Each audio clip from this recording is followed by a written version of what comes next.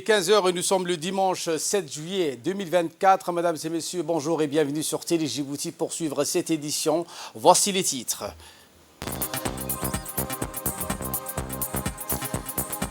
Le président Ismaël Marguelé a souhaité santé, bonheur et réussite à tous les Djiboutiens et Djiboutiennes à l'occasion du Nouvel An musulman. Également dans l'actualité de ce 15 heures, un premier bloc opératoire dédié à la chirurgie pédiatrique cardiaque au Madagascar. Voilà pour les titres. Merci si vous nous rejoignez sur Télé Djibouti. Je vous le disais en titre, le président de la République, Ismaël Marguelé, a souhaité santé, bonheur et réussite à toutes les Djiboutiennes et à tous les Djiboutiens à l'occasion du Nouvel An musulman. Dans ce vœu à la nation, le chef de l'État a émis surtout l'espoir que ce nouvel an musulman soit source supplémentaire de fraternité, de communion et de solidarité entre tous nos compatriotes. Il a ensuite imploré Dieu Tout-Puissant d'entourer de sa baraka les efforts sans cesse renouvelés de notre nation en vue du développement durable. Le président de la République a mis également à profit à cette occasion pour rendre un vibrant hommage aux forces vives de notre nation. Grâce aux efforts que vous déployez au quotidien, notre pays acquiert progressivement tous les attributs indispensables à son accès à l'essor et à la prospérité pérenne. À cet effet, déclaré le chef de l'État, réitérant également une fois de plus ses meilleurs vœux à tous nos compatriotes, fin de communiqué du chef de l'État à l'occasion du Nouvel An musulman. Et pour revenir donc à cette histoire de l'année hégirienne brièvement, l'année hégirienne est une étape importante pour les musulmans du monde entier, leur offrant l'opportunité de méditer sur les valeurs religieuses et spirituelles, comme en témoignent ces images du film Le Messager ou Al-Risala en arabe du prophète, paix et bénédiction soient sur lui et ses compagnons, quittant leur foyer à la Mecque pour s'installer donc à Médine afin de préserver leur religion. Cette nouvelle offre une occasion de renforcer l'esprit de solidarité et de coopération au sein de la communauté musulmane, se rappelant avant tout l'importance cruciale de l'unité et de la patience face aux défis ainsi que les efforts vers les réformes de la construction. Dans ce contexte de célébration de la nouvelle année hégirienne, qui est une opportunité précieuse de raviver les souvenirs religieux et historiques, de renouveler également les engagements et les espoirs. À l'instar des autres pays islamiques, notre pays a célébré également à l'occasion d'une nouvelle année du calendrier hégirien 1446, comme en témoignent ces images de la télévision nationale. Les rues de la capitale également se vident presque complètement des véhicules et des passants en ce jour. Les départements et les établissements publics et privés ferment leurs portes, tandis que de nombreux Djiboutiens profitent de cette occasion pour passer du temps avec leur famille ou de rendre visite à leurs proches. Et à cet effet, le ministre des Affaires musulmanes de la culture, Monsieur Moumin Hassan Barré, a participé à un forum d'Aswan pour la paix et le développement durable. Notre pays, avec le ministre en personne, a participé à un sommet du forum d'Aswan pour la paix et le développement en Égypte. Monsieur Moumin Hassan Barré a représenté notre pays à la 4e édition de ce forum d'Aswan pour la paix et le développement durable qui s'est tenu au Caire au début du mois de juillet. Placé sous les thèmes l'Afrique dans un monde en mutation, repenser la gouvernance mondiale pour la paix et le développement. Ce forum a réuni plus de 400 participants de haut niveau pour débattre des défis et des opportunités auxquels l'Afrique est confrontée. Le ministre Barré était accompagné par le directeur général de l'Institut Al-Wasatiya de la culture et de la paix, M. Al-Salih Ahmed Abdallah. La séance d'ouverture a été inaugurée par le ministre égyptien des Affaires étrangères en présence du président de la Commission de l'Union africaine, du secrétaire général de la Ligue arabe et de plusieurs ministres et délégations de l'Afrique. Lors des discussions en panel menées par le Centre international de Caire pour la résolution des conflits et la consolidation de la paix, le ministre Moumin Hassan Barré a mis en lumière les défis particuliers auxquels la Corne de l'Afrique est confrontée en raison de sa position stratégique sur la mer Rouge et de la fragilité persistante dans la région. Il a souligné que le conflit et la violence entravent les efforts et le développement durable, nécessitant encore une fois une approche globale et inclusive. Il a mis en avant le rôle crucial de notre pays en tant que havre de paix dans une région instable. Le ministre a indiqué que malgré ce contexte difficile, Djibouti se distingue comme un havre de paix et un acteur régional clé dans la médiation des résolutions pacifiques des conflits.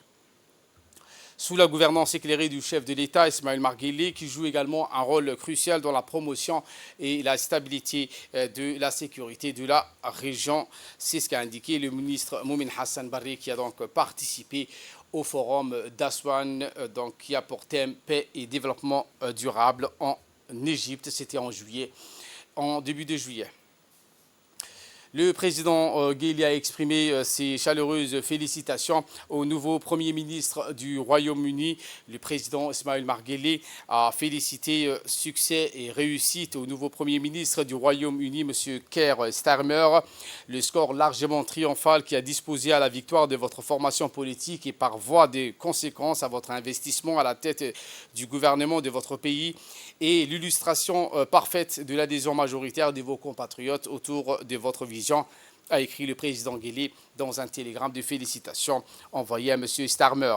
Je forme le vœu sincère que la nation amie du Royaume-Uni accroîtra sous votre leadership l'œuvre largement réalisée de son rayonnement et accomplissement, a dans le même document noté le chef de l'État, se réjouissant encore une fois de plus le renforcement sans cesse continu caractérisant les relations bilatérales entre nos deux pays. Soyez sûr, Monsieur le Premier ministre, que vous trouverez auprès du gouvernement et du peuple de Djibouti tous les concours nécessaires au raffermissement des liens déjà privilégiés entre nos deux nations, a également indiqué le président de la République, réitérant ses chaleureuses félicitations au nouveau Premier ministre du Royaume-Uni, Monsieur Keir Starmer. Autre actualité de ce 15h, cette cérémonie de remise d'attestation des formations archivistiques de l'Agence nationale pour la promotion et la culture, aujourd'hui sous l'égide du ministère de la Jeunesse et de la Culture. L'Agence nationale de la promotion de la culture a organisé une cérémonie dédiée à la remise des attestations de formation archivistique. En partenariat avec l'UNESCO, cette initiative ambitieuse qui vise donc à renforcer les capacités dans le domaine crucial de la préservation et de la gestion des archives, un événement qui s'est tenu dans un cadre solennel et inspirant, a réuni un groupe diversifié de participants engagés, comprenant entre autres des jeunes chercheurs passionnés, des professionnels de la culture, des représentants des institutions partenaires. Une cérémonie qui marque non seulement la conclusion d'un programme intensif de formation, mais aussi le début d'un engagement renforcé envers la conservation du patrimoine documentaire et culturel djiboutien. L'UNESCO s'efforce de promouvoir la paix, le développement durable à travers l'éducation, les sciences, la culture et la communication. Notre mandat fondé sur la coopération internationale vise à encourager les nations à investir dans leur capital humain, à préserver leur patrimoine culturel, condition sine qua non pour un développement inclusif et durable.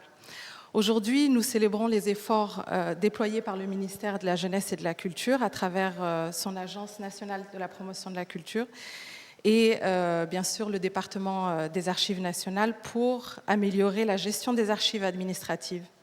Le projet de la formation des archivistes que nous avons soutenu est une initiative stratégique essentielle pour garantir la préservation et la valorisation du patrimoine documentaire de Djibouti. Sans transition sur ce sujet, donc écoutons les propos du directeur général de l'Agence nationale de la promotion de la culture. Ministre, Son Excellence, vous accompagne dans ce processus et vous accorde son accord total. C'est avec une grande satisfaction que je prends la parole aujourd'hui pour marquer la conclusion du volet formation de notre projet intitulé acquisition d'équipements et formation archivistique pour le département des Archives nationales et des services versants. Ces projets, initiés au début de l'année 2024, s'inscrivent dans une dynamique de modernisation de nos archives, de nos activités archivistiques nationales, grâce à l'impulsion du ministère de la Jeunesse et de la Culture, en collaboration étroite avec la Présidence de la République, en particulier le secrétariat général du gouvernement, nous avons pu entreprendre des actions significatives pour renforcer notre infrastructure archivistique. Je souhaite adresser mes plus sincères remerciements à l'UNESCO, en particulier les bureaux de Nairobi et de Djibouti, pour leur soutien inestimable. Leur appui a permis de rendre possible cette formation dispensée par M. Albert Mban, expert reconnu et auteur de plusieurs ouvrages sur les archives francophones. Sa présence et ses connaissances approfondies, nourries par de nombreuses missions à Djibouti, ont été des atouts inestimables pour les archivistes. Le conseiller technique de la ministre de la Jeunesse et de la Culture, M. Idriss Moussa Ahmad, s'est exprimé également. Voici ses propos. Son Excellence vous accompagne dans ce processus et vous accorde son accord total dans la mise en œuvre des compétences que vous venez d'acquérir, tout en comptant sur la solidarité nationale et la participation de tous les partenaires à cet élan ministériel engagé par l'organe opérationnel du ministère, je citais l'Agence nationale pour la promotion de la culture.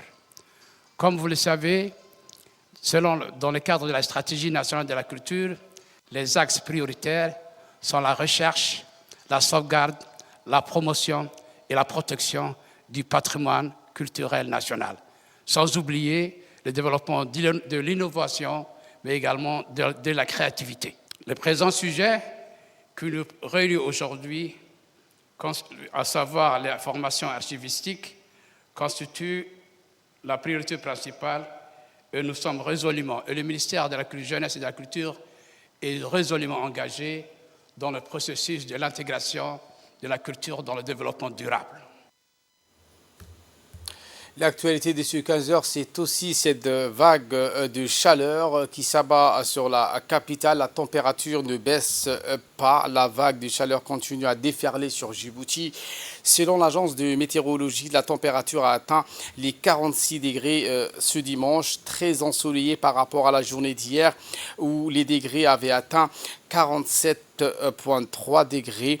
Pour la population djiboutienne, la mer est le dernier refuge et la baignade reste la meilleure manière de se rafraîchir. Force est de constater que les familles djiboutiennes apprécient de pouvoir profiter de la plage, d'où le nombre accru des familles djiboutiennes à la mer. La famille Hassan Daïr que nous avons interviewé lors de notre reportage avec des sachets remplis de beignets et de boissons fraîches pour bien profiter de cette fraîcheur de la plage et bien s'hydrater, a indiqué qu'elle a du mal à supporter la chaleur à Djibouti.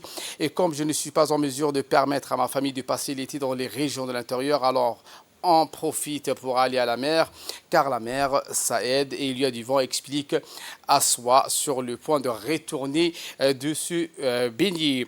Pour cette famille, il s'agit du meilleur endroit pour se rafraîchir malgré la chaleur qui rend les journées de moins en moins supportables. Dès qu'on ressort de l'eau, on a tout de suite chaud, c'est épuisant. Et de retour à la maison, on étouffe, a indiqué cette mère de famille.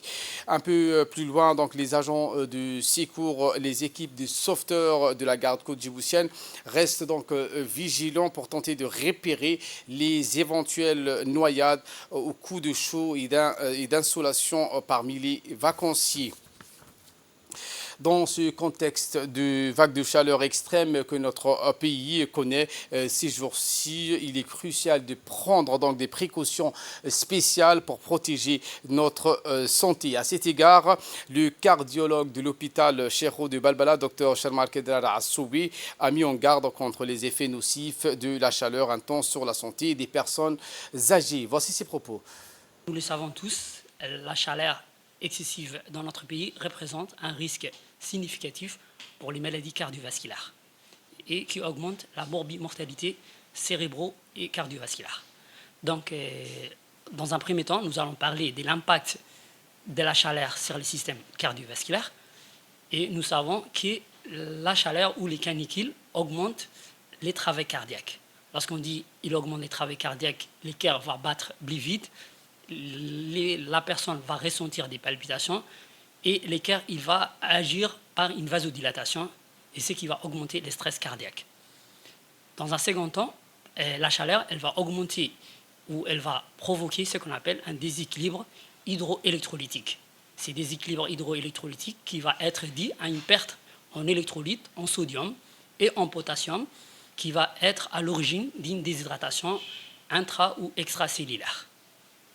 Et par voie de conséquence, ces anomalies hydroélectrolytiques et d'autres mécanismes physiopathologiques vont entraîner l'augmentation et la majoration des risques d'infarctus et d'accidents vasculaires cérébraux.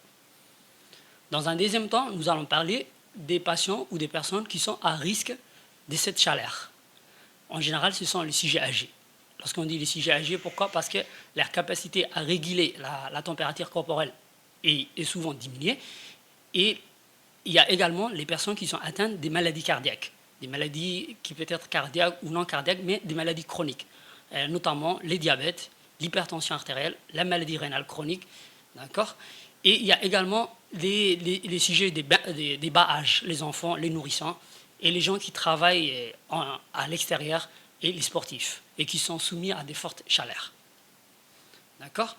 Troisième point important dont nous allons discuter ensemble, ce sont les mesures de prévention. La question qu'on va se poser, c'est comment combattre cette chaleur ou cette canicule.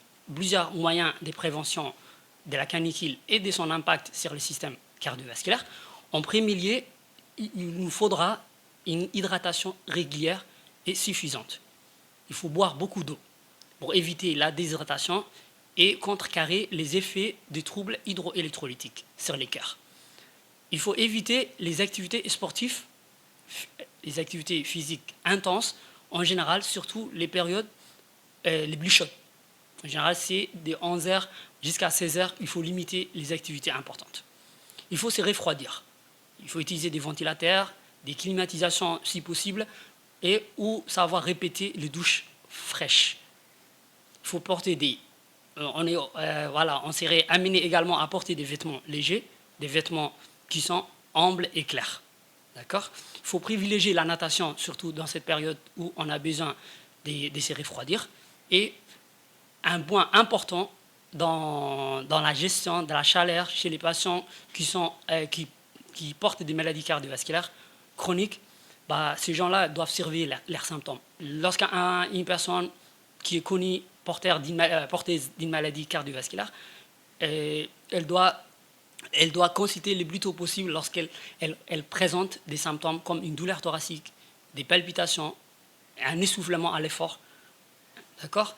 Et un point important également à ne pas oublier et qu'il fallait peut-être évoquer en premier lieu, c'est à chaque début de l'été, au tout début de l'été, chaque malade qui porte une maladie cardiaque ou une maladie cardiovasculaire chronique doit consulter au préalable son médecin traitant, qu'il soit cardiologue ou généraliste, afin de mettre au point sa maladie et de stratifier les risques qu'il va supporter ces canicules ou pas, et qui peut des fois déboucher sur des ajustements thérapeutiques. Maintenant, nous vous présentons un magazine grand format sur le développement agro-pastoral dans la région d'Ali Sabieh, notamment dans le secteur de Assamo.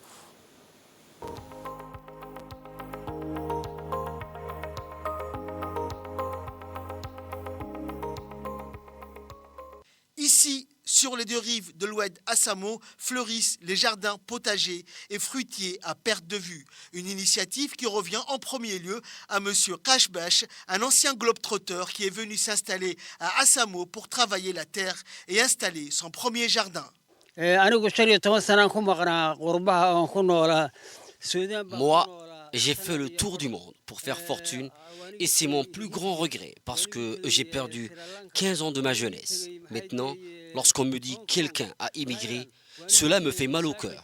Moi, j'ai fait la terre tout entière, l'Asie, pays par pays, l'Inde, le Sri Lanka, le Japon, les pays du Golfe et toute l'Europe, à savoir l'Italie, la France, le Royaume-Uni et bien d'autres. Mais je n'ai pas rencontré ce que je cherchais. Il faut savoir que les deux premiers problèmes qui se présentent à vous, à votre arrivée, c'est où loger et où manger. Si vous n'avez pas de domicile, c'est déjà un délit dans les pays européens. Vous êtes un SDF et vous êtes considéré comme un futur délinquant, voleur ou autre. Il ne faut pas vous laisser leurrer par les belles photos postées sur Facebook.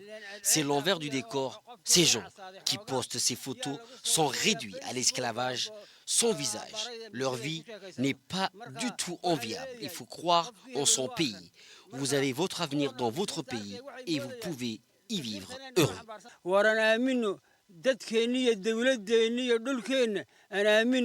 Alors qu'il fallait plusieurs heures au véhicule tout-terrain, aujourd'hui même, les tricycles ou badjages ne mettent qu'une demi-heure pour relier Assamou au chef-lieu pour le plus grand bonheur des agriculteurs et autres commerçants de Assamou. Cette connexion rend plus fluide en effet la circulation entre Ali Sabié et le village agricole de Assamou. Le résultat est bien visible à Assamou, qui connaît un essor commercial fulgurant avec ses nouvelles déventures de commerce. Pour les agriculteurs également, dès la récolte fraîche du matin, les produits sont acheminés directement par voie routière avec un simple badjage vers le marché de Ali Sabié. Dans ma ferme, il y a toutes sortes de légumes. Et dès que je cueille tous ces légumes, je les ramène à Ali Sabié et à Djiboutiville afin de les vendre. Par ailleurs, j'ai des clients particuliers qui sont toujours là à acheter mes légumes puisque je suis aussi membre de l'association qui confectionne la confiture. Et tout ceci est devenu possible grâce à la route bitume de fond en comble pour désengorger la localité de Assamou. Un projet de construction initié par le président de la République, ce nouveau corridor Assamou-Ali Sabié a aussi permis à beaucoup de touristes de se rendre dans cette localité, qui est à la base une localité qui attire des touristes venus de différents horizons. Mis à part l'afflux massif de touristes, nos fruits et légumes sont vendus sur place du moment que les voitures viennent ici à Assamou afin d'acheter des fruits et des légumes frais. Pour ce qui est du surplus de la production, on observe une innovation de taille à Assamou grâce au ministère de la Femme et de la Famille. Ce dernier a en effet fait appel à un expert agricole ouest-africain pour la formation des agricultrices de Assamou dans les domaines de la transformation et de la conservation du surplus de la récolte. À cet effet, tout un lot de matériel a été remis à ces femmes, dont un laboratoire de préparation à la conservation où l'hygiène est de mise. Des produits ainsi confectionnés sont empaquetés dans des pots sous forme de confiture et seront vendus sur le marché d'Ali Sabié. Cette forme de production qui a démarré en juin 2018 a porté ses fruits. La responsable du laboratoire nous explique cette étape de la production.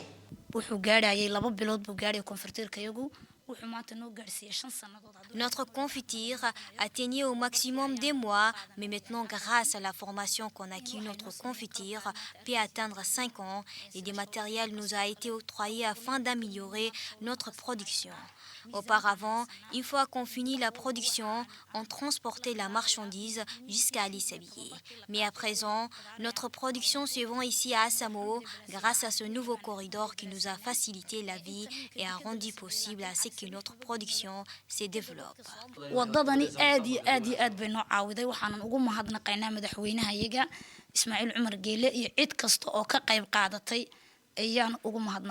Cette innovation, jusqu'à présent inconnue des agriculteurs djiboutiens, a été un encouragement à travailler davantage la terre, d'où cette expansion sensible des jardins potagers à Assamou, comme vous pouvez le voir sur ces images. Dans la forêt de Madgoul, qui a également bénéficié du programme de régénération naturelle assistée initié par le ministère de l'Agriculture dans le cadre du programme de gestion des eaux et des sols. Ce programme, donc à Madgoul, novateur, a eu un impact conséquent sur la communauté pastorale avant le progrès de la vie pastorale était précaire. Nous allons revenir en images sur cette information dans nos prochaines éditions. La course des dromadaires à Gorangar, une expérience fascinante ce matin. Gorangar, une localité nichée dans la région d'Obok, a vibré au rythme d'une activité traditionnelle empreinte de passion et de compétition. C'est la course de dromadaires. Organisée par la sous-direction régionale d'Obok du secrétariat d'État chargé des sports, cette manifestation a rassemblé plusieurs athlètes locaux désireux de démontrer leurs compétences et d'honorer cette tradition ancestrale. La participation massive des coureurs témoigne également de l'engouement et de l'importance que revêt cette course pour les habitants de la région. Parmi les invités spectateurs, plusieurs personnalités éminentes étaient présentes, à commencer par le directeur général adjoint de l'Agence nationale de la promotion des sports, Ahmed Ali, ainsi que des figures locales telles que le chef de village et les responsables de l'association locale.